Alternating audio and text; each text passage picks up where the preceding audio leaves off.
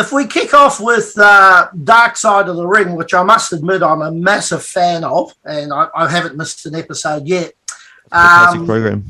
It is a fantastic program, and I'd heard, as probably many fans had, Mike and Anthony, about this plane ride from hell, but not to the detail and the depth that we heard just the other day when it aired in the States. It hasn't aired here yet in Australia, but it can be viewed on YouTube, I think it is. Your initial thoughts, though, boys, on what you heard? I had a lot of, like, when I heard the plane ride from hell, I heard stories of it. I'm like, okay, how far are we going into this? I was excited. I'm like, we're going to go into deep. I want to see what this was all about. And honestly, a lot came out. There's a lot to digest. Yeah, we'd heard about it obviously in the industry and being in the industry in the 2000s. And we heard about this story coming out of this plane ride, but it seemed to be more than one plane ride. If you listen to now everything in between everything, apparently the whole situation was pretty ordinary. This was the worst of all the plane rides. It's a very interesting topic, about a whole heap of sports people being in a crowded area together with alcohol and drugs and what could happen. It's almost like a laboratory experiment. Well, it was interesting. They had hired or chartered this flight, which was sort of a special type of aircraft in terms of it's not your normal big Boeing jet or whatever they normally go in. It only seats about 50 people, but sort of fairly luxurious, so almost like a private plane type scenario, which is in itself probably a good thing as it turned out. And I'm just wondering, not that it's any excuse whatsoever, but the fact that they were stranded on the tarmac for 7 hours before they could take off, how much of a part that's played in it? Because you can imagine, a plane full of wrestlers sitting on the tarmac for 7 hours is not. It's going to get crazy. Well, anyone that's been in a bus trip for 7 hours with a bunch of wrestlers knows it gets a bit crazy. So. Yeah. Especially with pranks and that kind of thing, which, wrestling locker room pranks are legendary no matter where you are in the world. Yes. But you are right, 7 hours sitting on a tarmac with alcohol and the other drugs that the guys had on them, the uppers and downers and painkillers and everything else. It was a recipe for trouble. Now, I will say this, though, is that the chain of responsibility, right, starts from the top down. Now, the Dark Side of the Ring pretty much fingered it straight onto the talent and one manager, of the talent, which was Jim Ross. Yes. But at the end of the day, it really was from the top down, the chain of responsibility for what happened on that flight. And or flights, because you're hearing many different stories now that it wasn't one flight, there was multiple flights. And even this story could be made up of a few different flights. So nobody's really sure what the story is. But at the end of the day, that chain of responsibility should have come really from Vince down. He should have been saying to the guys, listen, you mess up, it's a private plane, goodbye to you. So before it all happened. At the end, but... but not as a starting point. No. And, so... Was that, but see, the funny thing was Vince and Linda were on the plane. Well, even that now is disputed. There's dispute. This is what I'm saying is when you listen to other podcasts now that are going around, the facts of the Dark Side of the Ring might not be all accurate. So we don't know if this is a makeup of 2 or 3 flights. We don't know if it's one flight. We don't know if Linda and Vince was on the flights. Whatever way. It should have been like when you put a bunch of wrestlers together and you put them on a bus. Now, I've never had a private airplane, right, ever. But you put them on a bus, you say to them straight, listen, don't stuff up. You stuff up, you're never coming on another tour again. Any tour I've been on, that's what's pretty much the first thing you're told. Don't stuff up, We'll always prank. There's always pranks that will happen because you get bored on a bus for 7 or 8 hours, it is that.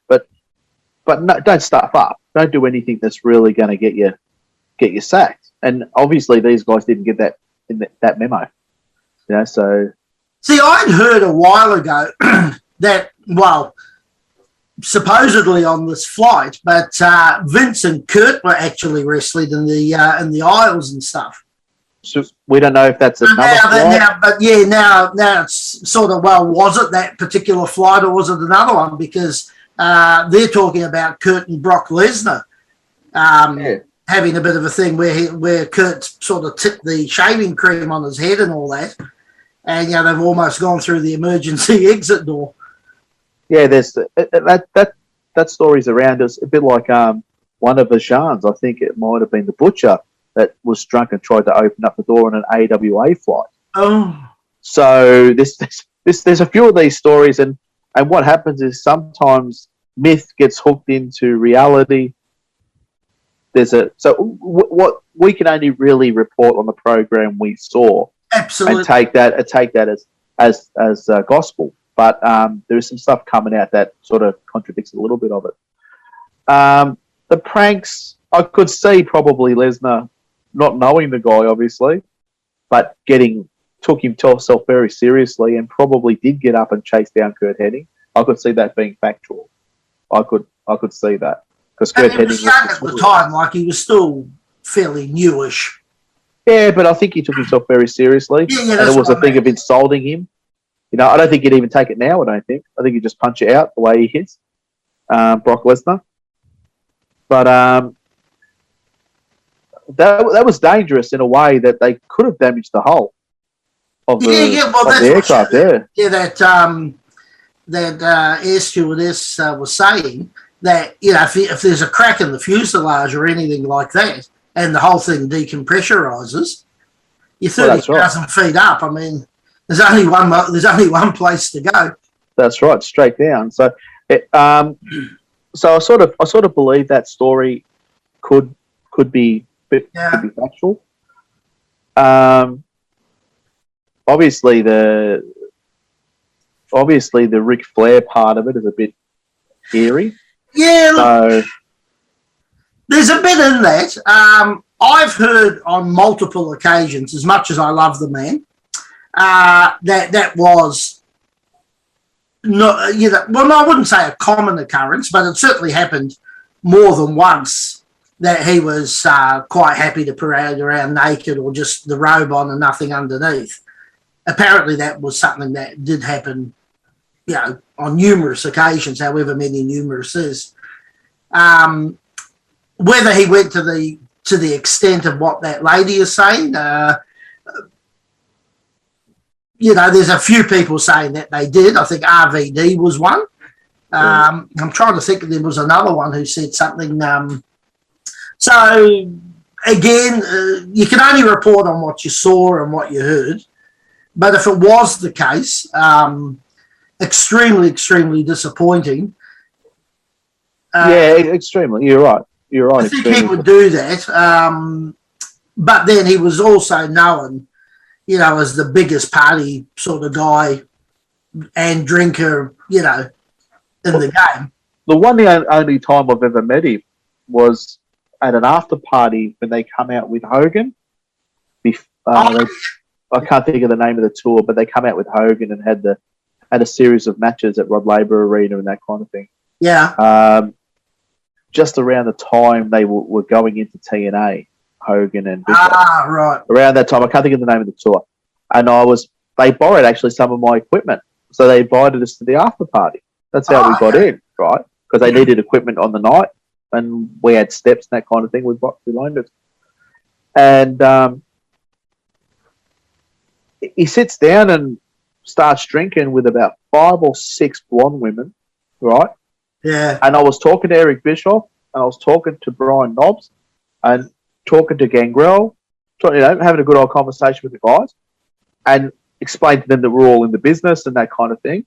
And I said to Brian Knobs, which was actually a really, really nice guy. It was actually really good to talk to. It was a bit of a laugh.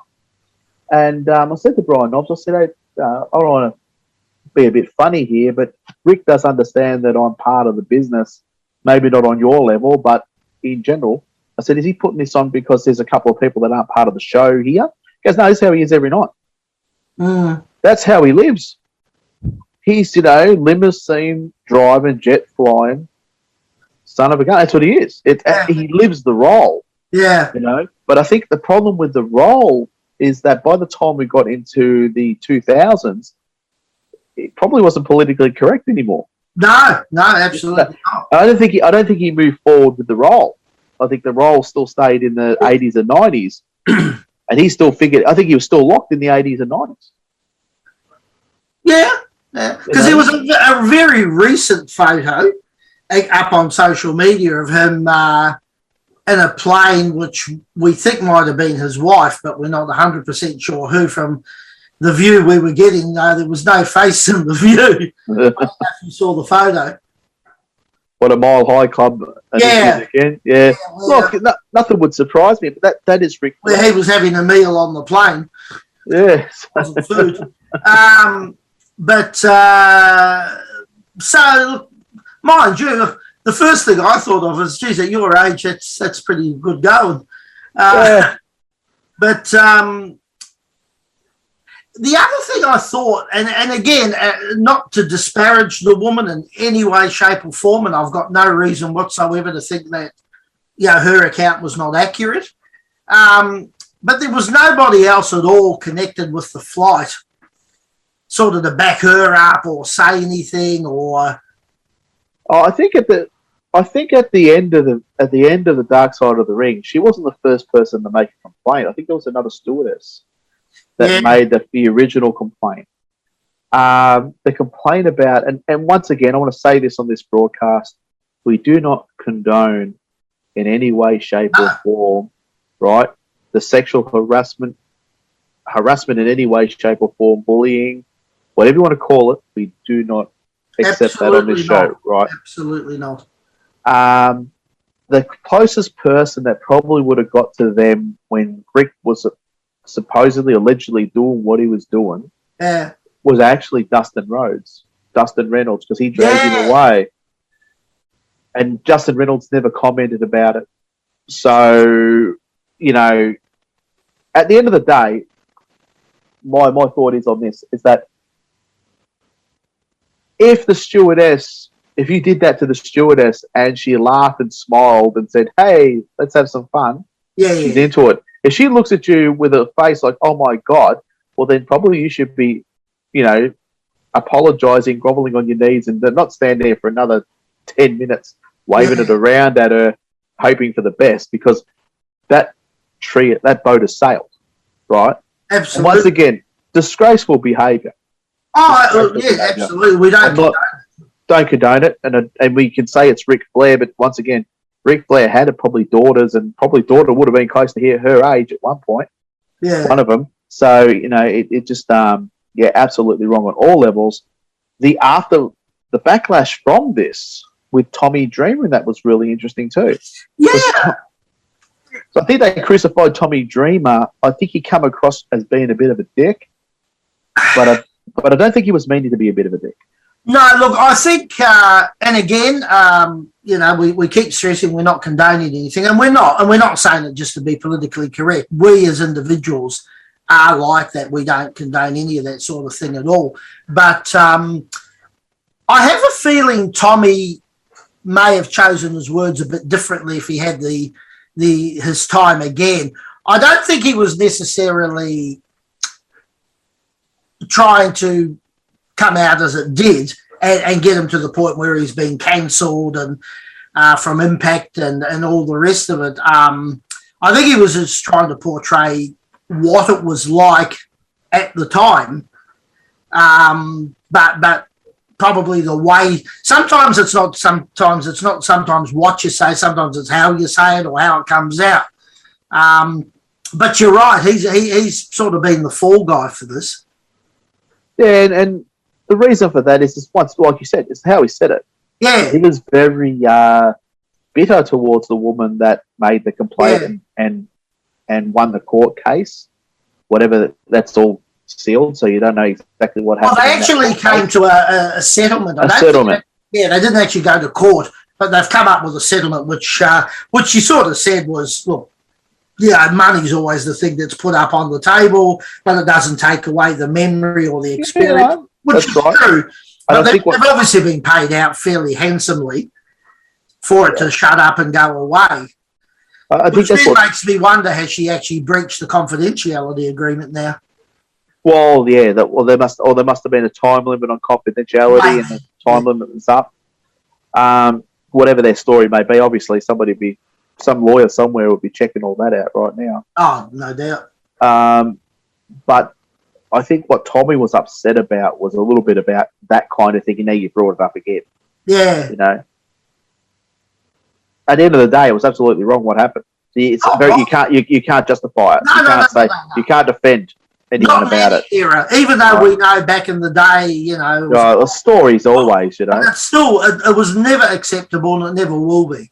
But I never saw it in my time against. Well, I must admit, 33 years in and around the business, and albeit mostly here, obviously in Australia, but I have had the great opportunity a couple of times of either touring as an announcer in Australia with the overseas talent, or doing press conferences at Crown Casino. I can honestly say I never ever saw anything from our guys or the internationals that I interacted with.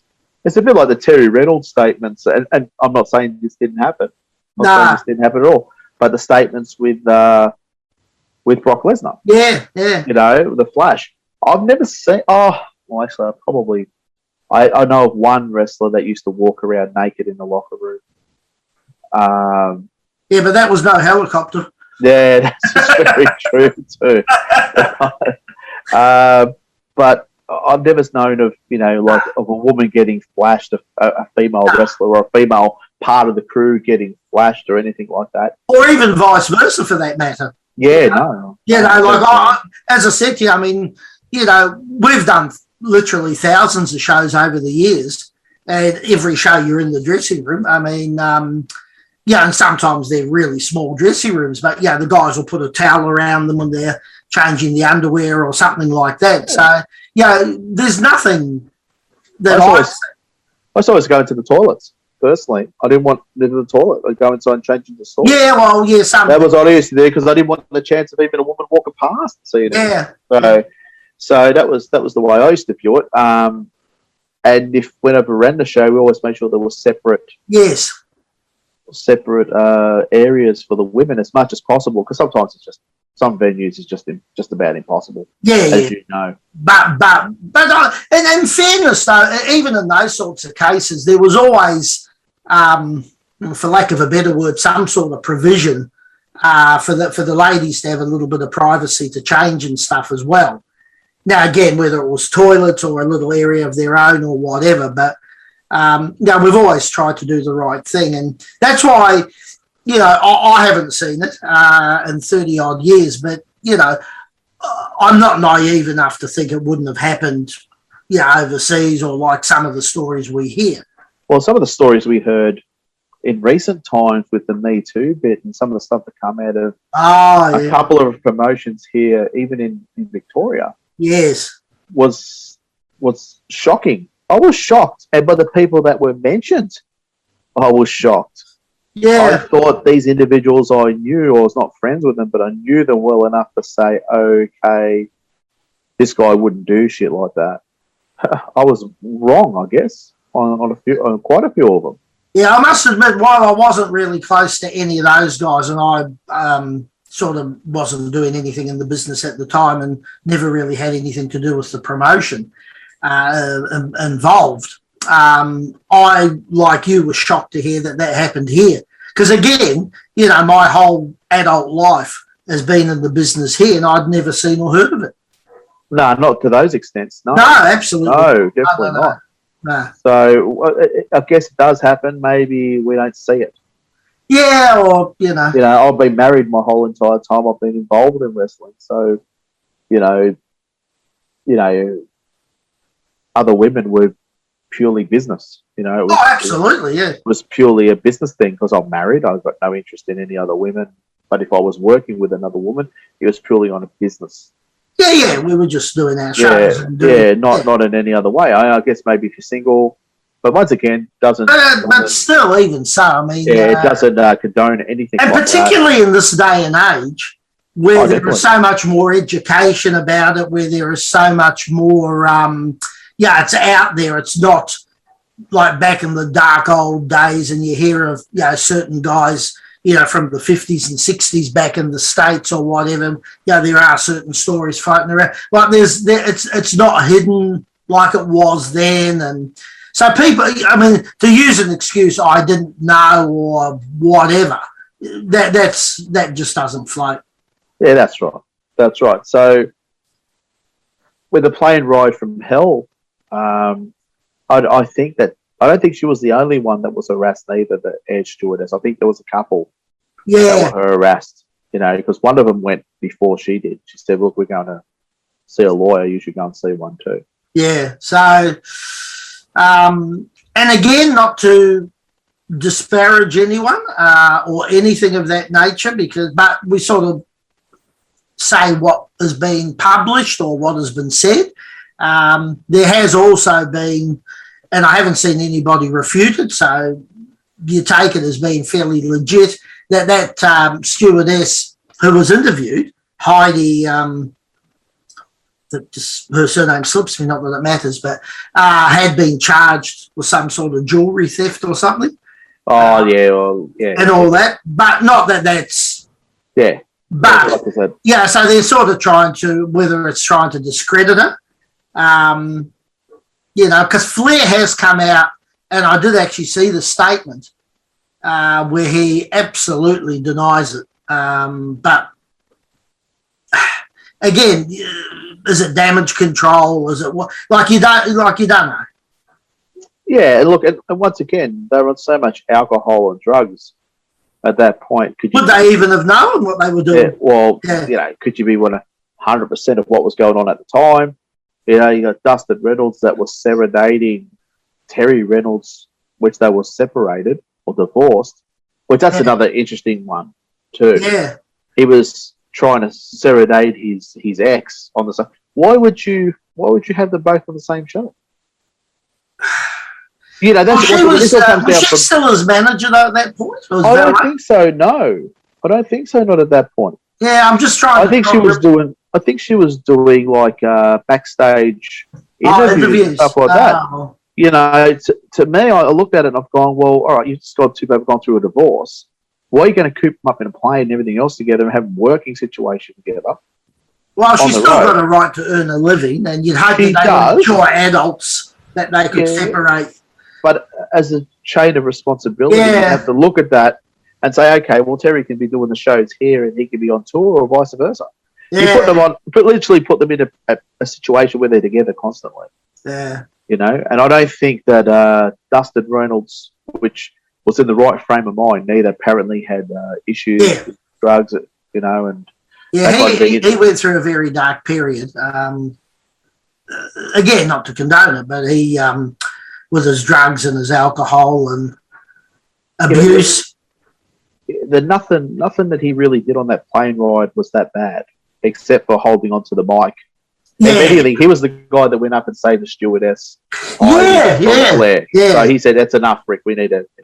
He had enough sense of brain to do that. When there could have been a dozen other people on that plane that should have grabbed Rick and said, "Listen, what are you doing?" Yeah, that was the right thing to do. Like, they blame Rick for this, and Rick definitely was in there, and if he was doing what he was doing. But there was another 30 other guys on the plane that could have walked up to Rick and said, "Hey, man, knock it off." Yeah. And then, of course, you had the incident with Michael Hayes having his ponytail cut off. Yeah, well, there you go. I could believe that one. I could. And he had an issue with it. Was a well-known issue with X-Pac. He hated X-Pac for some reason. Yeah. I used to try and crucify him on the booking all the time. And I've heard that before this all happened. Yeah. Right? But I did not know about the ponytail being cut off. No, I must admit I hadn't heard of it prior. But and I did not know that he went up and punched JBL, which would be one of the last guys you'd want to punch. Yeah. You know what I mean? Him and the Undertaker, the two biggest enforcers next to Farouk, are the biggest enforcers in the locker room. What are you going to go out and punch him for? Well, apparently, again, according to the story, JBL got up, gave him one slap, and knocked him out cold with one slap. And that's how he lost his ponytail. I think off the slap, wasn't it? No. No, did it happen before that? No, I thought. Well before. Okay. Yeah. But then, it goes into the whole Scott Hall thing. Now that is believable because, he's got quite a demonstrated history of issues, and as JR said, probably really shouldn't have been on the flight anyway. Yeah, that's right. He shouldn't have been probably part of that. And I could believe that. The parts about that where he grabbed her and what was it, licked her face or something, or said some things to her, something along the lines as I want to rape you and kill you, and not in that order. So something along those lines. I don't know if that was exactly said, but there was some stuff that she didn't even want to repeat. Yeah, that's how bad it was. So I'm just playing with words there, but it must have been pretty damn bad if she didn't want to repeat it. But once again, he's saying that he was H-bombed. He had a taste for the alcohol and the drugs. Oh, absolutely. Like I said, a lot of this comes back to the poor organisational skills of WWE. Well, certainly the poor management skills. And let's just go hypothetical for 1 minute. If Vince was not on the plane, but JR was, which he obviously was, and he was, executive vice president of talent and keeping the talent under control and that, well, then he needed to step up a bit more. I should have been told before they got on. From getting on the first plane going to Europe, going to Germany, you stuff up, you're gone. Yeah, well, which is not to say they may not have, but actually on the flight when all this is going on, and he's made aware of a couple of instances. Now, you and I in our private lives are in management, and, as a manager at whatever level, you have a responsibility, to the company you work for, that, we don't do anything that discredits our companies, or we don't do anything that's wrong, and we lead by example and all that, stuff that you got to do. But he needed to stand up and, put a couple of these guys right back in their place before it maybe got to where it got to. Yeah, not allowed the second drink cup to come out while they're on the tarmac. Well, they get 4 in the end. Yeah, I think so, something like that. Yeah, well, they went through 3 while they were still on the tarmac. Yeah, something along those lines. Yeah, I can't remember the exact number, but you're right. Yeah, it was 3 and the 4th one, I think, got loaded prior to takeoff. Yeah, it should have been no. Go watch a movie, put some earbuds in your ears, go have a sleep, do whatever you got to do. But you give guys like that alcohol, any guy, you get any group of athletes, and you give them a whole heap of alcohol, right? Especially coming home from a show, right, where now it's time to party, business is over, right? You're going to get that. You're going to, and once again, that should have been no. Why are we 7 hours on the tarmac? I would have been first asking. I think it was weather, wasn't it? Weather? There was weather in Connecticut where they were obviously flying back to, so they had to delay until they could. But surely, to goodness, could they not have still taken off and landed in the next city and then wait there? Maybe the weather's cleared by the time they got to, the next closest city or something like that. Or 7 hours, walk them off the plane and put them on a lounge and figure, given the sort of plane it was, they were probably better off in there in terms of comfort and all the rest of it, because it's not like, we're all sitting in cattle class up, hunched up. There was quite a fairly well spread thing. So probably, in that respect, it's not such a bad thing. But surely, to goodness, they could have taken off, and by the time they sort of got back onto United States territory, if Connecticut was still a bit unstable, surely there must be a city close-ish by that they could at least land and then maybe just sit there for an hour or two and then go from there or something. I don't know how it all works, but to me, common sense would say, hey, okay, let's go, and if we can't land there, we can land in New York or wherever or something. But, at least they're back on home soil and then take off again. I would have pulled them off the plane, though. I wouldn't have let them sit there. Well, you got 40 guys in a big tube together. Yeah, true. Yeah, so that would have been a... Which was interesting then, that the two people that ended up getting fired were... Kurt Hennig was an interesting one that he got fired. I reckon he was already on the chopping block. I think that they just used that as an excuse to finish that off. Yeah, maybe. You reckon? I reckon so. Because he was not the Kurt Hennig of old, obviously. Oh, no. Still a great performer. Oh, right? God, yeah. One of the best. But he had issues. And they knew he had issues with drugs. And he died shortly after that. I think they said it was about a month or so. Yeah. So I'd say that, he was probably on his last legs anyway, and Scott Hall too. Oh, he was. So what they did, they took the two weak links and used them as an example, when really Blair should have been gone straight away. But as JR said when they asked the question, and you could see he was at pains to answer it if you looked at his body language and the way he sort of had his hands and all that. He's saying, well, he was a self-made man and he was given a pass. Yeah, that's right, and it shouldn't have happened. No, that shouldn't have happened. That would have been the best example at the time for the whole locker room. That gee, if someone like him even just got suspended for 3 months or so, just something to sort of say to the whole locker room, well, actually, we really don't condone this, and it doesn't matter who you are. And I think that would have been a brilliant. Personally, I would have done it. I would have done it too. On a management point of view, I would have took the pain of losing somebody that was sort of valuable, and just to teach the rest of the guys that on your workforce. I had a situation here when I was promoting, and my absolute number one star, who was internationally known, had a little bit too much to drink behind in the dressing rooms during the show. And when he came out, like we played the music and we're waiting and we're waiting and we're waiting and nothing and nothing and anything. And it'd be the show from hell, everything that could go wrong did. Very first match, someone got whipped into the turnbuckle. The turnbuckle come flying out of the ring. And the rope was off, and then we had to have a break while we did that. And it was just one thing after the other. And the final straw was this main eventer came out just in his jocks and no trunks, had his boots on and his jacket and that, but, Oh, my Lord. And I suspended him. And everyone said to me, you're crazy. No one will ever work for you again if you do. But I did. Yeah, you've got to do that. I mean, I had a similar situation. And I never had a problem after that again. I had a similar situation when I first started booking for George with a wrestler that everyone was supposed to be there by 5. Yeah.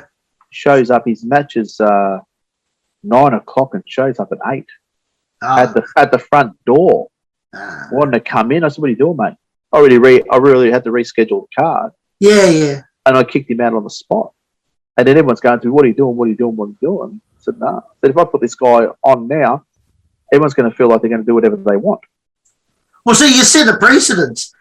Because then, say, it was me and you told me to go home, fine, that sends a message. But if you say to me, okay, Pete, come in and do your match, then everyone else can say, well, you let Pete wrestle, why can't I wrestle? Exactly. So you can't set a precedence. Not when you've got that sort of environment. Because if you give an inch, they'll take a mile. Oh, for sure. And that's not saying anything bad about the boys, but that's just how it is. That's how it is. That's how it is. Yeah. That's exactly So I think there'll be more to come out of this. I mean, apparently Ric Flair does an ad for windscreens, which has been paused overseas. So they're not airing that at the moment. And WWE, when they start their programs, how they have the thing at the start where they show all the people and all that. His wool has been taken out, has been edited out so that you don't sort of hear his catch cry. So do you find that a bit, a bit of hypocritical of WWE? Well, yeah, but they're probably just trying to say, well, I mean, to be PC, and he doesn't work for them anymore anyway. Would I have gone that far? Probably not on that bit. Not when it's a 10-second sound grab. of him going, woo, you know. And not only that, that it happened on their charter flight. Yes. They were never suspended him or sacked him for it. They keep pushing him, as I think at that point, what was it? Evolution was on the rise at that point, wasn't it? Was it at that point? Because prior to that, he was supposedly co-owner with Vince. That was that story. It might have been that story, yeah. Yeah, it was somewhere around there, or Evolution, Right. So, you know, and then you're willing to work through all that. Yeah. And a legal case that gets settled out of court, knowing exactly what it was. Right? The story's been going around forever. Then as soon as it comes on Dark Side of the Ring and it becomes publicised and there's a bit of backlash, bang, gone. Yeah, but they have a history of doing that. They have a history of doing that. You are right. I mean, you look at Hogan when he said the N-word and then they took him off all the website, their thing, and there was no Hogan stuff anywhere on the WWE websites and all that. And that went for quite some time, and then they just slowly eased them back. And that, although I must say, was it the last WrestleMania? I think it was when he came out with Titus O'Neil. Yeah, he really did not look comfortable being there. No, but once again, with Hogan, he went out and he said it. It wasn't part of the WWE. No, he made that comment. Bang! They jumped on it straight away. Fair enough. Yeah, can't call people the N-word. No, absolutely. It's an insultive word, you know. Anything that insults another person can't do. But in the Ric Flair case, right, they knew about it. Yes. It was probably their lawyers that worked on it. Yes. Right? Oh, yeah, of course. And you were publicising and using him until it come out on Dark Side of the Ring, and then you cut it. Like, we didn't know nothing about it, and this is bad, we're getting rid of it. You knew all about it from step 1 to step 10. Yeah, you did. I did.